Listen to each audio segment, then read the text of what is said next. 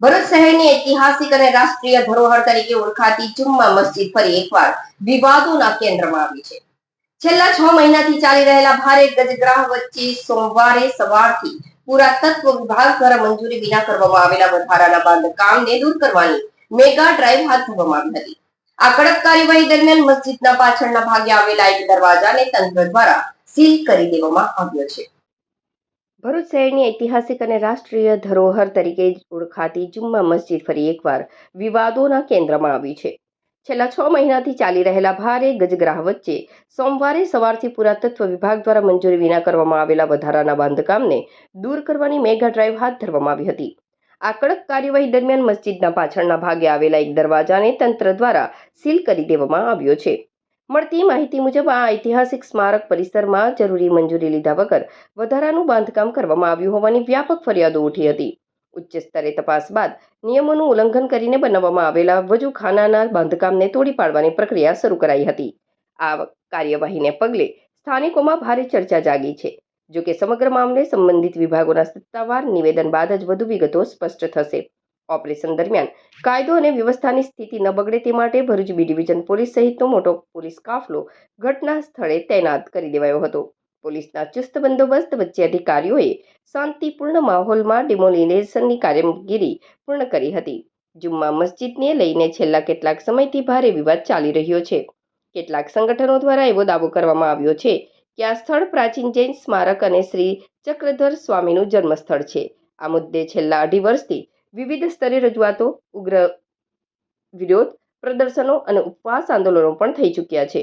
આ અંગે આંદોલન ચલાવી રહેલા શંકરાચાર્ય મઠના વ્યવસ્થાપક મુક્તાનંદ સ્વામીએ જણાવ્યું હતું કે ઐતિહાસિક જૈન મંદિર અને શ્રી ચક્રધર સ્વામી જન્મસ્થળી જેવા રાષ્ટ્રીય ધરોહરના સંરક્ષણ માટે રાષ્ટ્રીય ધરોહર સંરક્ષણ સમિતિ છેલ્લા 2.5 વર્ષથી સતત પ્રયત્નશીલ છે.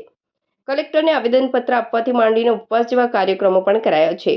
સરકારી દેખરેખ હેઠળ હોવા છતાં અહીં નિયમોનું ઉલ્લંઘન થતું હતું.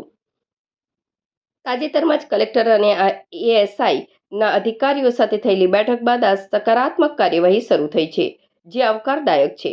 હજુ પણ પ્રોટેક્ટેડ મોન્યુમેન્ટની 100 મીટરની ત્રિજ્યામાં કેટલાક મકાનોના ગેરકાયદેસર બાંધકામથી ધરોહરને નુકસાન થઈ રહ્યું છે, જેની સામે પણ ભવિષ્યમાં યોગ્ય પગલાં લેવાશે તેવી અપેક્ષા છે.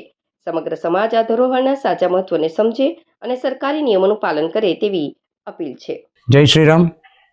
ઐતિહાસિક જૈન મંદિર શ્રી ચક્રધર સ્વામી રાષ્ટ્રીય ધરોહર સંરક્ષણ સમિતિના માધ્યમથી છેલ્લા 2.5 વર્ષથી આ વિષય પર જે સમાજ જાગરણથી માંડી અને સિદ્ધાંતિક એટલે નિયમ અનુસાર એનું સંચાલન સંરક્ષણ થાય એ ઉદ્દેશથી ઘણો બધો પ્રયત્ન થતો આવ્યો હતો. કલેક્ટરશ્રીને આવેદનથી માંડી, અનશનથી માંડી અને અન્ય કેટલાય કાર્યક્રમોનું આયોજન થયું. ઉદ્દેશ માત્ર એટલો જ છે કે આ રાષ્ટ્રીય ધરોહર છે, પુરાતત્વ વિભાગના અંતર્ગત આવનારી ધરોહર છે. તો જે પુરાતત્વ વિભાગના નીતિ નિયમો બધા જ અન્ય ધરોહરોને લાગુ પડે છે એ જ પ્રકારે આનું પણ લાગુ પડવું જોઈએ. પણ ક્યાંક 1909થી આ ધરોહર પોતાના અંડરમાં આવ્યા છતાં પણ ત્યાં અનેકો વિષયો પર ત્યાં આગળ નીતિઓનો ભંગ થયો, નિયમોનો ત્યાં ભંગ થયો છે. પુરાતત્વ વિભાગના કર્મચારીઓની હાજરી હોવા છતાં પણ એનું કન્ટિન્યુટી ચાલુ રહી.